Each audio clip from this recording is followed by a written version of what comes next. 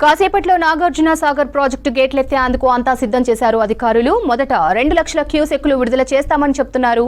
కృష్ణమ్మ పర్వళ్లతో నాగార్జున సాగర్లో రోజురోజుకు నీటి మట్టం పూర్తి స్థాయికి చేరుతోంది.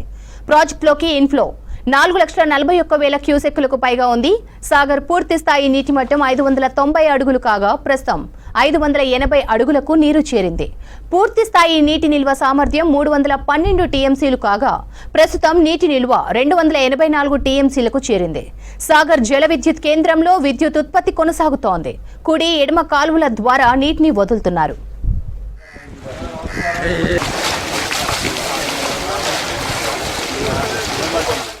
ఇక నాగార్జున సాగర్ నుంచి మరింత సమాచారం శేఖర్ అందిస్తారు. శేఖర్, ఎన్ని గంటలకు సాగర్ గేట్లు తెరిచే అవకాశం ఉంది?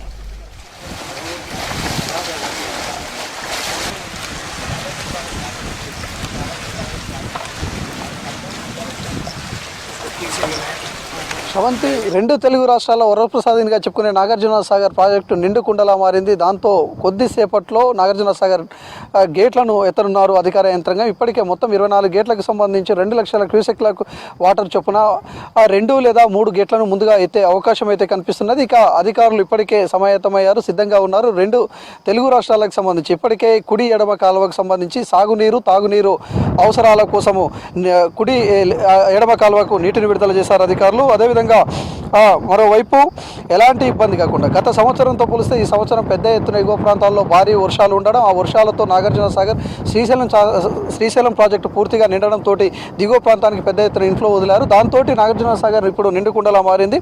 మొత్తం కూడా 590 అడుగులకు గాను 583 అడుగుల నీటి మట్టం వచ్చి చేరింది. ఇక మరికొద్ది సేపట్లో అధికారులు ఆ గేట్లను విడుదల చేయనున్నారు. ఇప్పటికే అధికారులు దిగువ ప్రాంతాల్లో ఉండే గ్రామాలకు కావచ్చు, నివాసం ఉండే ప్రాంతాలకు కావచ్చు అలర్ట్ మెసేజ్ కూడా పంపించారు. అందరూ కూడా అప్రమత్తంగా ఉండాలి. దిగువ ప్రాంతానికి సంబంధించి కృష్ణా ఎగువ ప్రాంతం నుంచి భారీగా ఇన్ఫ్లో వస్తుంది. దాంతో నీటిని విడుదల చేస్తున్నామని చెప్పేసి కూడా అధికారులు హెచ్చరికలు కూడా జారీ చేశారు. ఇక మరోవైపు నాగార్జున సాగర్ ప్రాజెక్టుని నమ్ముకొని ఉన్న రైతాంగంలో కూడా సంతోషం కనిపిస్తుంది. ఈసారి గత సంవత్సరం చాలామంది కూడా క్రాప్ హాలిడేని ఇచ్చారు 2 పంటలకు, కానీ ఈసారి ఆ పరిస్థితి లేకుండా పోయింది. అందరూ కూడా రైతులు వ్యవసాయానికి సిద్ధంగా ఉన్నారు. వ్యవసాయానికి సాగుకు సంబంధించి అంతా కూడా సిద్ధం చేసుకొని నారుమల్లు కూడా వేసుకుంటున్న పరిస్థితి అయితే లెఫ్ట్ కెనాల్కు కనిపిస్తున్నది. లెఫ్ట్ కెనాల్కి సంబంధించి 2 తెలుగు రాష్ట్రాల్లో దాదాపు 22 లక్షల హెక్టార్లకు పైచిలుకే భూమి సాగవుతుంది. గత సంవత్సరం దాదాపు కొన్ని లక్షల ఎకరాల భూములను బీడు భూములుగా వదిలేశారు. కొంతమంది రైతులు మాత్రం సాగునీరు లేకపోవడంతో బోర్లను అధికంగా వేశారు, కానీ ఈసారి ఆ పరిస్థితి లేదు.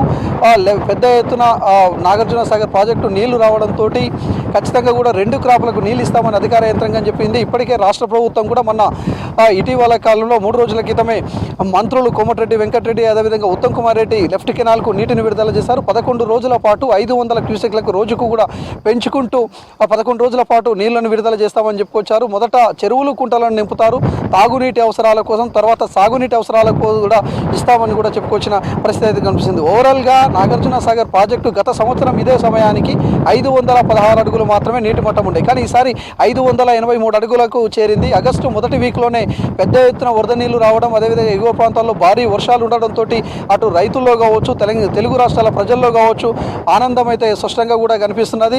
ఇక మరికొద్ది సేపట్లో గేట్లను ఓపెన్ చేయనున్నారు. మనం ఒకసారి వ్యూ చూడొచ్చు. మొదట 2 గేట్లను మాత్రమే ఓపెన్ చేసే అవకాశం అయితే కనిపిస్తుంది. తర్వాత ఒకవేళ ఇదే కనుక ఇన్ఫ్లో ఉంటే 2 లక్షల క్యూసెక్ల వాటర్ని వాళ్ళు దిగువ ప్రాంతానికి విడుదల చేస్తారు. దిగువ ప్రాంతాల్లో పులిచింతల ప్రాజెక్టు కూడా ఉంది. పులిచింతల ప్రాజెక్టు ప్రస్తుతం అయితే డెడ్ స్టోరేజ్లో ఉన్నది.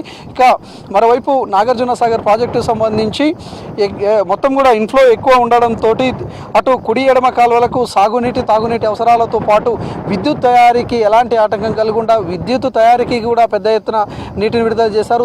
ఎలాంటి ఇబ్బంది లేకుండా విద్యుత్ ఉత్పత్తి కూడా కొనసాగుతుంది. ఓవరాల్గా ఇంకా మరికొద్ది సేపట్లో మాత్రం నాగార్జున సాగర్ ప్రాజెక్టుకు సంబంధించి ఆ డ్యామ్ ఏదైతే గేట్లు ఉన్నాయో క్రస్ట్ గేట్లను ఓపెన్ చేయనున్నారు. దాన్ని చూడడానికి చాలామంది పర్యాటకులు కూడా వచ్చారు. మనం ఇక్కడ ఫ్లైఓవర్ పై కావచ్చు, అదేవిధంగా చాలామంది ఈ ఇతర ప్రాంతాలకు వెళ్ళే వాళ్ళు ఏపీకి తెలంగాణకు సరిహద్దు ప్రాంతం ఈ ప్రాజెక్టు కావడంతో ప్రధాన రహదారులు ఉండడంతో ప్రధాన రహదారిలో మాత్రం చాలామంది అటు ఎవరైతే పర్యాటకులు ఉంటారో గేట్లు ఓపెన్ చేస్తారని చూడడానికి కూడా చాలామంది వచ్చిన పరిస్థితి ఇక్కడ కనిపిస్తుంది. ఇక మరికొద్ది సేపట్లో గేట్లను ఓపెన్ చేయనున్నారు శ్రవంతి. రైట్ శేఖర్.